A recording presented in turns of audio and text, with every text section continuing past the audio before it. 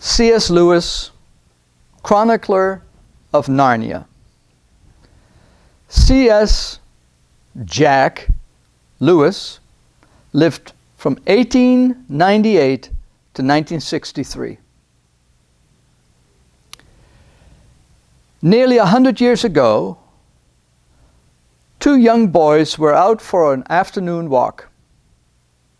They were brothers and best friends. As they drew closer to home, they saw a brilliant rainbow which appeared to end in their own front yard. Jack said to his older brother Warren, "Look, the rainbow ends right between the gate and the front door. Come on, let's get a shovel and find the pot of gold." The boys dug with all their might, creating a very large hole. At nightfall, tired and discouraged, they went inside with plans to dig deeper the following morning. Soon after, their father came home from his office. He was a lawyer, and he came home and fell into the hole. His hat flew off and his legal papers scattered across the yard. He went inside, his business suit covered with dirt, and quite naturally, he was upset. He thought the boys had set a trap for him. He loved his sons, but their vivid imaginations and adventurous spirits often tried his patience. Jack and Warren Lewis lived with their parents in Belfast, Northern Ireland, in a large 3-story brick house with a view of the sea and the surrounding hills. The boys liked the long hallways and sunlit rooms, but what they liked best was the attic. The attic ran the full length of the house and echoed with the sounds of gurgling water pipes and the wind whistling through the roof tiles. They laid claim to one of the attic rooms where no one would disturb them. Their attic room was well stocked with paper, paints, chalk, and pencils. Here the boys drew pictures and wrote stories. And here they created an imaginary world. Though Jack was younger, he was clearly the more creative. Jack's real name was Clive. But when he was 4 years old, he said, "My name is Jaxie." Ever after, his family and friends called him Jack. Jack delighted in tales of knights in battle and stories of dressed animals like those in the books of Beatrix Potter. So he created Animal Land. King Bunny reigned, assisted by Sir Peter Mouse and Sir Ben the Frog, and many others. Not content to just describe and illustrate Animal Land and its characters, Jack created an entire history, stretching back over 1,000 years. Warren called his make-believe world India. He made detailed maps and charts of the land, including timetables of the coming and going of ships and trains. The boys put their two lands together and called it Boxen. Boxen grew and developed for many years. While Warren was away in England at boarding school, Jack wrote often to tell him of the latest happenings in Boxen. Once he wrote, "At present, Boxen is slightly convulsed. The news has just reached her that King Bunny is a prisoner. The Prussians and Boxians are at fearful odds against each other. General Quickstep is making plans for the rescue of King Bunny." Mr. and Mrs. Lewis loved to read, and their home was crammed with books.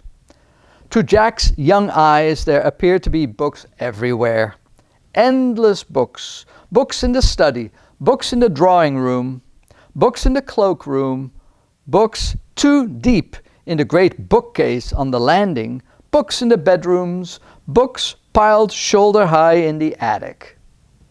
Jack and Warren read many of them. Mrs. Lewis homeschooled Jack in French, Latin, and literature. But before his 10th birthday, his mother died of cancer.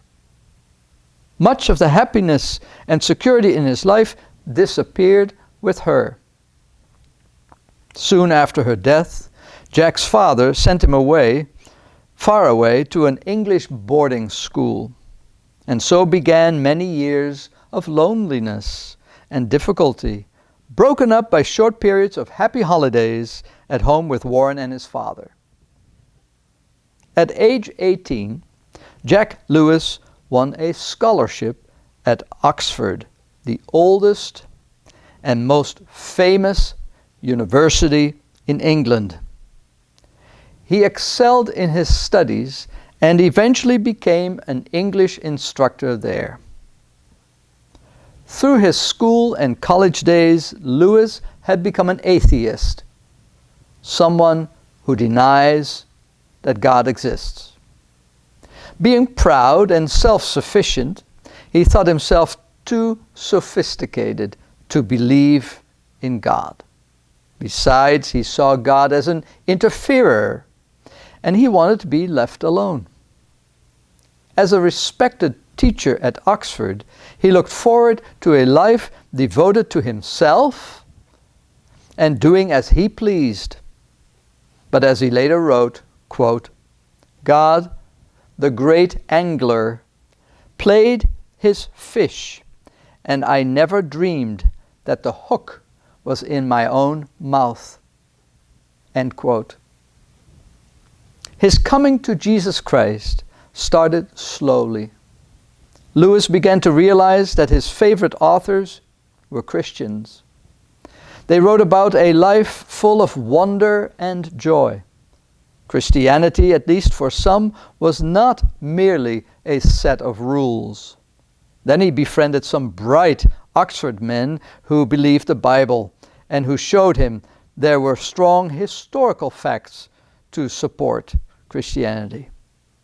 For several years, he read more about Christianity and continued to argue with his friends about their faith in Christ. Then one sunny morning, it happened.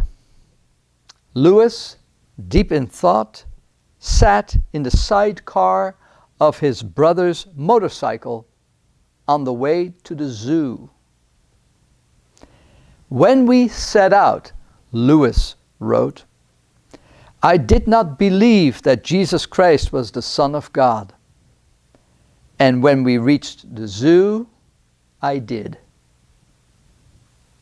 Although Lewis continued to teach at Oxford, the work of his life changed dramatically. With Christian students, he formed the Socratic Club, which hosted Monday evening debates and discussions between Christians and non-Christians. As Lewis's wit and intellect became widely known, it became more difficult to find opponents of Christianity willing to speak. Students filled the chairs and spilled onto the floor in order to hear Lewis challenge the faith of unbelievers. Once, a philosopher, a relativist, ended his speech saying, quote, the world does not exist. England does not exist. Oxford does not exist. And I am confident that I do not exist. When Lewis rose to reply, he said, how can I talk to a man who's not there? Using his gifts for thinking and writing clearly, he wrote books that showed how Christianity alone makes sense of the world. I believe in Christianity, he wrote, as I believe the sun has risen, not only because I can see it, but because by it I see everything else. Many people who never would have opened the Bible or darkened the door of a church read his books and were drawn to Christ. During the early, dark days of World War II, German warplanes bombed London, destroying homes and apartments and killing thousands in the process. The British government wanted to move as many children as possible away from the dangers of the city to the outskirts, to the rural areas. And so a call went out to the English countryside for help. C.S. Lewis, like many of his countrymen, opened his home, an old brick house near a pond, to the needy children. Since he was unmarried, with no children of his own, he took in several boys and girls. As Lewis got to know the children, he was surprised by how little they read and how dull their imaginations seemed to be. Remembering the books and make-believe world of his childhood, he knew how much they were missing. One day, one of the girls, exploring the house, grew curious about a large old wardrobe in a spare room upstairs. "May I go inside of it?" she asked Lewis.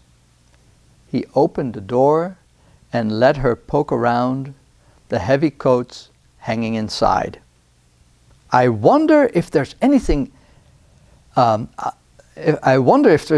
behind it," she said. The girl left the room and rushed outside to play.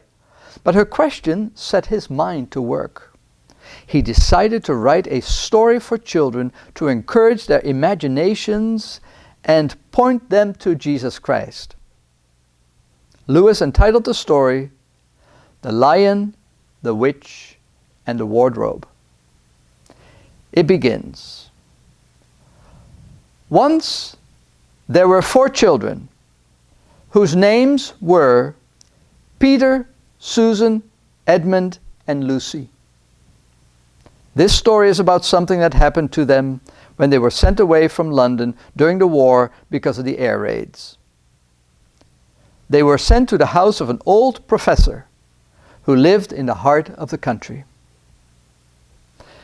The adventures begin when Lucy steps inside a bedroom wardrobe and finds that it leads into a magical world called Narnia.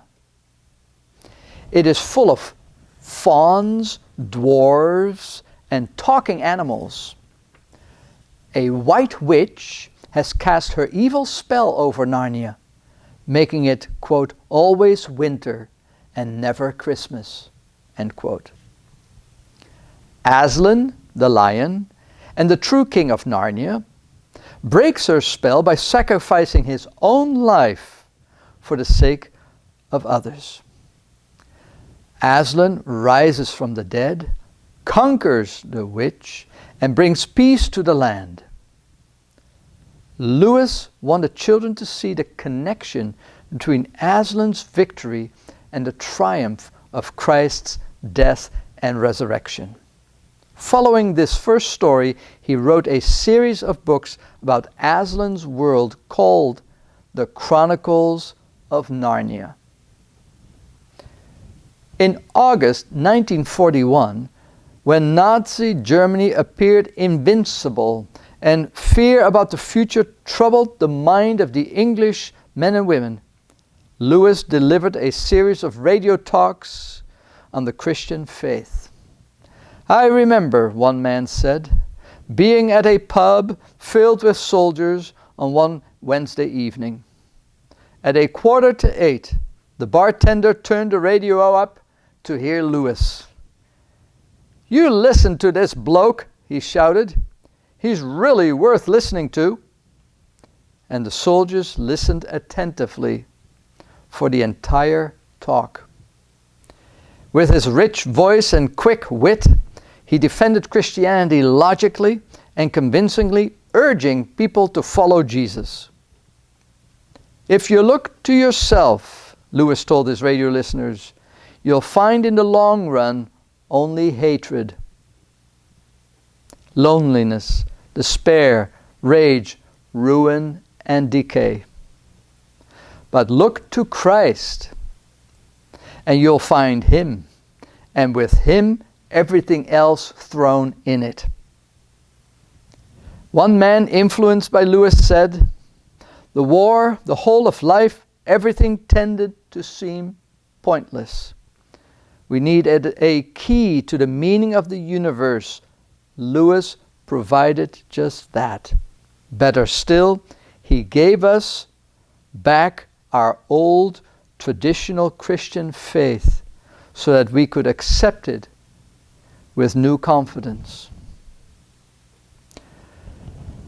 The chief chaplain of the Royal Air Force invited Lewis to talk to the servicemen.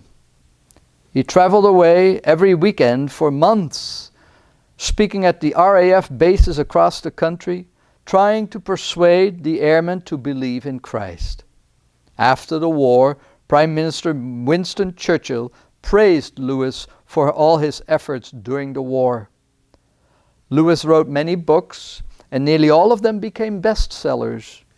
But Lewis was not a wealthy man because he gave away the money he made on his Christian books to ministries and charities. Although C.S. Lewis died in 1963, his books continue to show people the way to Jesus Christ. Nearly 50 million copies of his books are in print today, and in many different languages.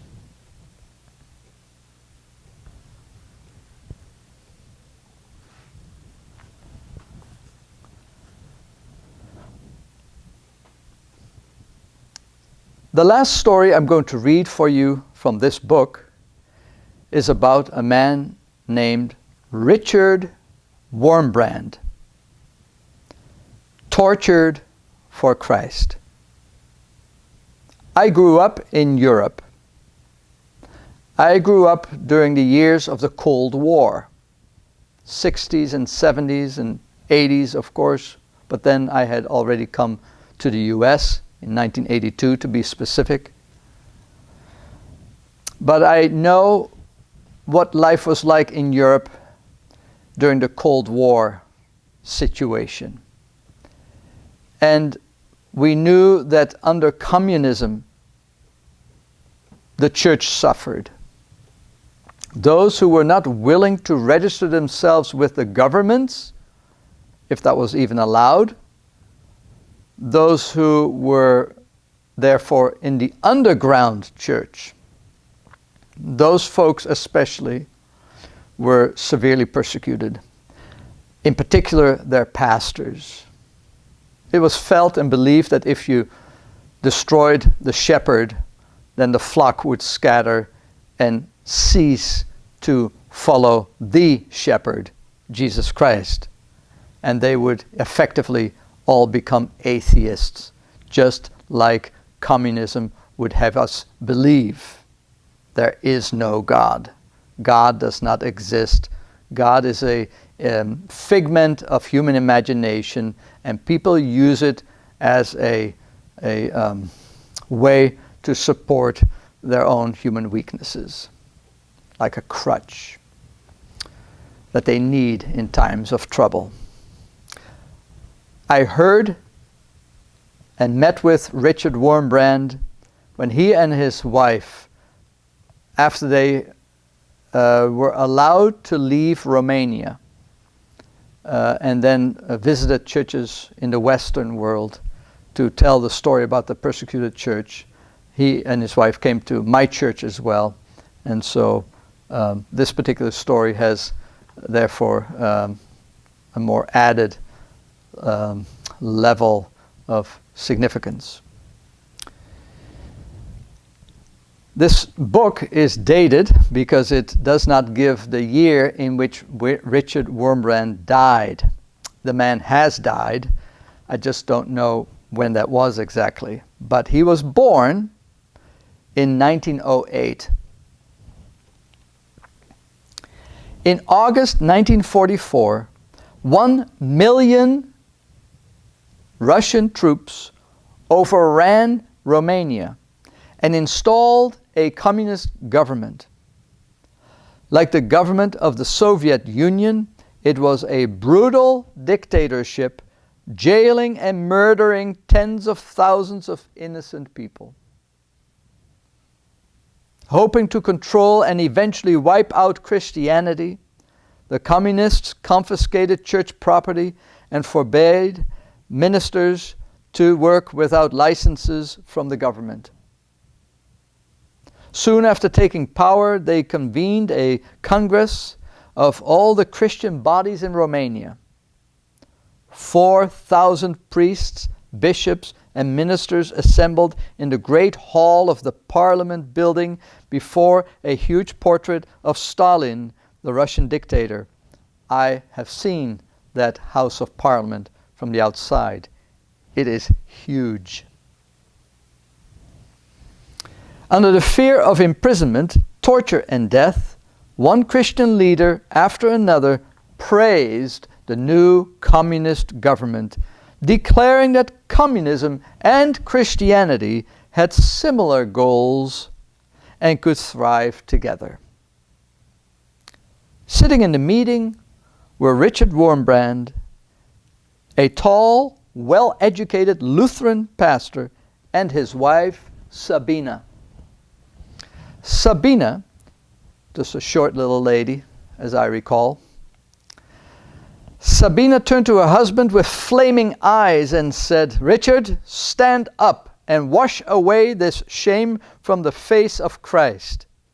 They are spitting in his face." Richard whispered to her, "If I do so, you will lose your husband."